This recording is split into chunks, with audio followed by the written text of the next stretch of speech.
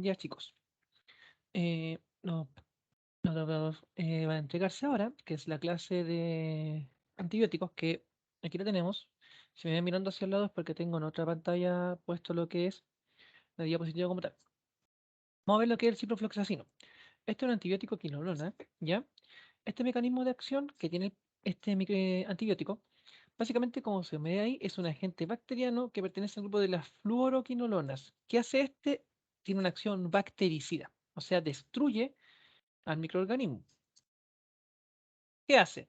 Inhibe, en este caso, tanto la topoisomerasa de tipo 2, que básicamente lo que genera es que el ADN tome ese giro que debe tomar como la cadena que es. Y la topoisomerasa de tipo 4, que son necesarias en sí para la replicación de ADN, o sea, no permite que la bacteria se replique. Por ende, no hay replicación de ADN, no hay transcripción de ADN, tampoco hay reparación ni recombinación del ADN bacteriano. Por ende, la bacteria queda inhabilitada para producir nuevas copias y genera la destrucción y muerte de esta.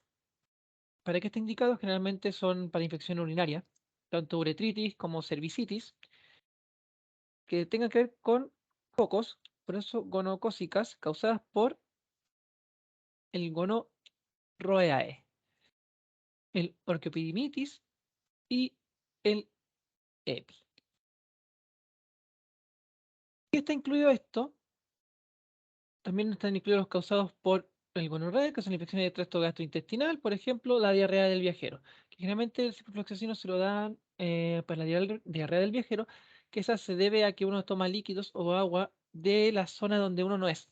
Y generalmente pasa cuando yo viajo fuera de Chile, fuera del país o entre regiones y tomo agua que no debería haber tomado, por ejemplo, agua de un arroyo.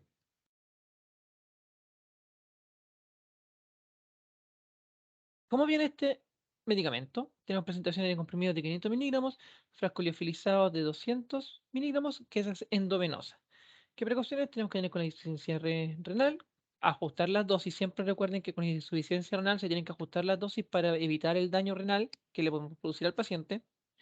Evitar en pacientes que se haya experimentado con anterioridad, importante, la reacción adversa al medicamento. Que siempre los antibióticos tienen alguna reacción adversa, como por ejemplo la anafilaxia, que producen alergia en el organismo. Y en este caso las reacciones que tiene que tener el paciente son reacciones graves. En este caso, de las quinolonas o fluoroquinolonas. Reacción adversa, aquí están los comodines de siempre: náusea, diarrea, vómito. Reacción en el lugar del perfus en el caso de la indovenosa. Aumento transitorio de las transaminasas, que eso se va a ver afectado directamente los exámenes sanguíneos.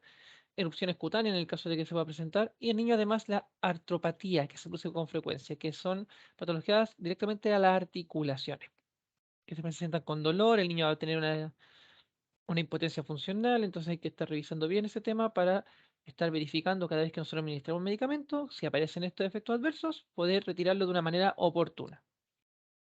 Y así usted va a encontrar el ciprofloxacino en presentación de 500 miligramos, cierto en comprimidos, y presentación de 200 miligramos endovenosa. La clindamicina, que esto ya de antibióticos macrólidos, estos inhiben la síntesis de proteína bacteriana.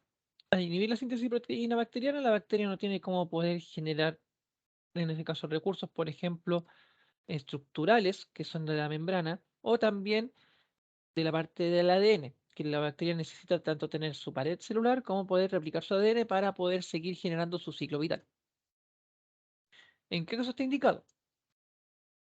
En afecciones causadas, por ejemplo, neumonía adquirida en la comunidad, por el Staphylococcus aureus, neumonía por aspiración, empiema adquirido en la comunidad, absceso pulmonar, faringoamigdalitis aguda causada por estreptococo del grupo A, que está estafilococo piógenes, infecciones odontógenas, que eso tiene que ver con los dientes, infecciones de la piel y tejidos blandos. Todo esto es complicadas o no complicadas. Y la osteomielitis. ¿En qué presentaciones vamos a tener estos medicamentos? Presentaciones de 600 miligramos en 4 ml, un frasco liofilizado, se pasa lento endovenoso y se dirige en un suero fisiológico de 250 ml. Precauciones: tenemos la hipersensibilidad a la clindamicina o lincomicina, Y por vía oral, antecedentes de colitis asociada a antibióticos, que puede dar a un paciente que no tenga una buena resistencia a los antibióticos y puede producirse una diarrea por el antibiótico. ¿Qué reacciones adversas tiene? Colitis pseudomembranosa, donde vamos a ver diarrea con grasita, diarrea en sí, dolor abdominal, y vía endovenosa, el dolor y la tromboflebitis, que se produce al momento de ingresar el medicamento porque es muy irritante. Y ahí está la clindamicina, 600 miligramos en 4 ml. La vancomicina ya está un antibiótico de amplio espectro, eso de hecho se ocupa mucho en hospitales. De hecho, hay algunos microorganismos que son resistentes a la vancomicina y para erradicarlos es súper difícil. ¿Cuál es el mecanismo de acción de la vancomicina? Tenemos que es bactericida, o sea, inhibe la biosíntesis de la pared celular bacteriana, interfiere en la síntesis de ARN y daña la membrana celular bacteriana, o sea, abarca casi todas las estructuras importantes de la célula. En este caso sería la bacteria. ¿En qué caso está indicada la vancomicina? Infecciones bacterianas graves causadas por gram positivas, que sean sensibles a la vancomicina, como les explicaba, hay algunas que son resistentes y la vancomicina no nos va a servir para nada.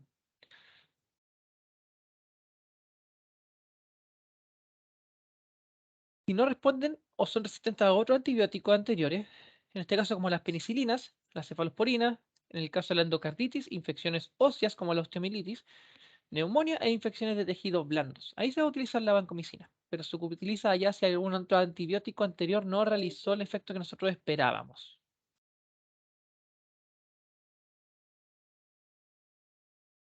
La presentación se administra por perfusión endovenosa lenta, o sea, es solo endovenosa, más de 10 miligramos minuto durante al menos 60 minutos, hasta que esté suficientemente diluida y después 100 ml para 500 miligramos o al menos 200 ml para 1000 miligramos. Y esto es con suero fisiológico. ¿Qué precauciones tenemos que tener? Siempre tenemos que tener precauciones si el paciente tiene alteraciones renales, si tiene pérdida auditiva previa, concomitancia con fármacos oto o nefrotóxicos. Cuando hablamos de oto, es toxicidad en el oído. Se realiza hemograma periódico en tratamiento prolongado para ver si tenemos función renal dañada, capacidad auditiva dañada. Entonces, todo esto tenemos que ir viéndolo. Porque si tenemos medicamentos que son nefrotóxicos u ototóxicos, tenemos que realizar estos controles para evitar justamente la toxicidad de estos medicamentos. Y efecto adverso, síndrome del hombre rojo. De hecho, con la vancomicina, el paciente, si nos presenta el efecto adverso, se coloca así rojo, literalmente, con un rubor, donde yo tengo que pensar, hasta con vancomicina, si puede ser el efecto adverso del hombre rojo. Por ende, ahí tenemos que avisar al médico para que suspenda el tratamiento. Metronidazol, que también es un antibiótico, pero este antibiótico es antiparasitario.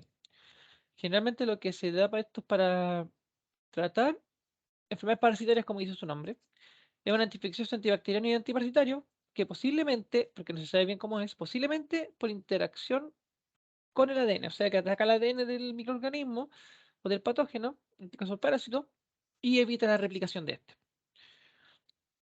Está indicado en qué caso tratamiento de infecciones con protozoos susceptibles como la mebiasis, la balanditiasis, infecciones por blastocitis hominis, yardiasis, o sea, estamos hablando de puros protozoos, de puros microorganismos unicelulares que pueden generar enfermedades, la tricomoniasis, leishmaniosis y microsporidiosis. O sea, son puros microorganismos que en sí son parasitarios y estos se eliminan con el metronidazol.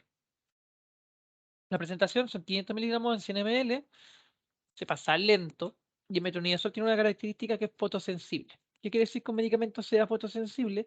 Que si está en contacto con la luz solar, deja de producir el efecto. Por ende, las bajadas con metronidazol las tenemos que proteger de la luz y el matraz también. De hecho, usted va a encontrar el matraz de metronidazol con una bolsita negra y la bajada generalmente se enrolla con tela o con algo para prevenir que llegue la luz directa hacia el medicamento. ¿Qué precauciones tenemos que tener con el metronidazol? Contraindicado durante el primer trimestre de embarazo, importante, y en caso de hipersensibilidad al metronidazol u otro derivado imidosálico, que es la familia en la cual corresponde el metronidazol. Efecto adverso, aquí no están los trastornos gastrointestinales, las náuseas, los vómitos, diarrea, estreñimiento, lo que siempre hemos dicho que casi todos los medicamentos lo tienen. Debilidad, mareo, la ataxia, que de nuevo vuelve a aparecer, cefalea, somnolencia e insomnio. y así aparece el metronidazol. También lo podemos encontrar en tabletas, pero por lo general se ocupa de medidas endovenosas en los hospitales. Las cefalosporinas, que las cefalosporinas tienen distintas generaciones. Vamos a ver la cefalosporina de primera generación, que es la cefazolina, que se utiliza bastante, que el mecanismo de acción interfiere en la primera capa de síntesis de la pared celular bacteriana. Ahí va a generar el daño en la bacteria y por ende no va a poder subsistir y su ADN y todo va a salir liberado desde el tema del punto de vista del ADN, va a ser expandido hacia el ambiente y por ende la bacteria va a morir. En qué caso está indicado, infección respiratoria inferior, exacerbación bacteriana de bronquitis crónica y neumonía urinaria. También se ocupa la pielonefritis de piel y tejido blando, se ocupan las vías biliares, osteoarticulares, en el caso de septicemia, endocarditis y profilaxis de cirugía. O sea, se da antes de una cirugía. Es súper importante que sepan eso. Las cefazolinas se dan profilaxis antes de una cirugía. La presentación, frasco liofilizado de 1 gramo endovenoso, se tiene que pasar lento en bolo de 20 ml y con suero fisiológico que cesa al 0,9%. Y la única alergia, o sea, la única precaución que tenemos que tener es que tiene alergia a la cefalosporina. El efecto adverso, de nuevo está la diarrea, náuseas, vómitos, anorexias, aftas bucales, trastorno hepatobiliar, urinario, prurito genital, dolor y flebitis en la zona de inyección. Ahí está la cefazolina, 1 gramo, liofilizado. La ceftriaxona, esta es una cefalosporina de tercera generación, con la cual el mecanismo de acción que tiene la ceftriaxona básicamente es una cefalosporina de amplio espectro, la cual tiene acción prolongada en su uso parenteral. La actividad bactericida, ¿en qué va a atacar el antibiótico en sí? Como dice aquí, inhibición de la síntesis de la pared celular. O sea, ya no tenemos síntesis de la pared, por ende la pared se va a ir destruyendo y no va a poder generar nueva pared para protegerse del ambiente. ¿En qué caso está indicado? Tratamiento de infecciones graves causadas por microorganismos sensibles a la ceftriaxona. Siempre tenemos que hacer el antibiograma, que se nos da como el tip para saber qué microorganismos son débiles a cuáles. Después de terminando la clase de antibióticos, voy a mostrarle una imagen de un antibiograma para que sepan de qué estoy hablando. Entonces, en este caso, las enfermedades que son sensibles son la meningitis bacteriana, infecciones abdominales, en este caso como la peritonitis, el tracto biliar, infecciones osteoarticulares, infecciones complicadas de la piel y tejidos blandos. También tenemos el tracto urinario, y esto incluye la pielonefritis, tracto respiratorio, tracto genital y incluye las enfermedades gonocócicas, que son enfermedades producidas por los mismos cocos. Las presentaciones. Frasco liofilizado de 1 gramo endovenoso lento. Se diluye en suero fisiológico en un suero de 250 ml o en bolo de 20 ml, pero se pasa lento, chiquillos. Recuerden siempre pasar lento los medicamentos debido a que puede producir algún efecto adverso como la tromboflebitis o la flebitis en sí. Intramuscular se diluye en 5 ml en suero fisiológico y se coloca en glúteo. ¿Qué precauciones tengo que tener? Obviamente, si hay antecedentes de hipersensibilidad a la cefalosporina, en el caso también de penicilinas, tenemos riesgo en el caso que son reacciones de hipersensibilidad. Y se debe cortar el tratamiento sí o sí si parece esto. Se interrumpe el tratamiento porque si sigo administrándolo vamos a ir con esa hipersensibilidad del paciente. Efecto adverso, diarrea, náuseas. Y ahí está, 1 gramo liofilizado. La cefotoxima o cefatoxima, una cefalosporina también de tercera generación y también inhibe la síntesis de la pared bacteriana. Y esta se ocupa en gérmenes que sean sensibles a este antibiótico del tracto respiratorio inferior, en este caso la exacerbación de la bronquitis crónica, la neumonía nosocomial, que esa es la neumonía nosocomial, la neumonía intrahospitalaria o una neumonía asociada a la atención en salud, urinarias complicadas como la pielonefritis y en algunas ETS. Viene frasco liofilizado de 1 gramo, también se puede dividir en 250 o en 20 ml, siempre se tiene que pasar lento este medicamento, y también se puede colocar de manera intramuscular en la cual se coloca con suero fisiológico en glúteo. Precauciones, si tenemos insuficiencia renal grave, siempre recuerden ajustar dosis en esos casos. Se vigila la función renal de los ancianos porque recuerden que el anciano igual tiene distinta absorción de los medicamentos, que se lo van a ver más adelante en el adulto mayor. Puede aparecer el exantema, prurito, urticaria, náuseas, vómitos, dolor abdominal, diarrea y en la administración intramuscular, dolor en el lugar de la inyección. Va a doler. Y ahí está la cefotaxima. Si tienen duda, consulta. Pueden dejarla en el foro que voy a subir esto, lo voy a subir en la primera unidad para que lo vean, lo vean y se lo voy a enviar a Candace para que les mande el link del video. Más que subirlo a educativa, se los voy a subir a YouTube directamente. Ahí está. Miren, el antibiograma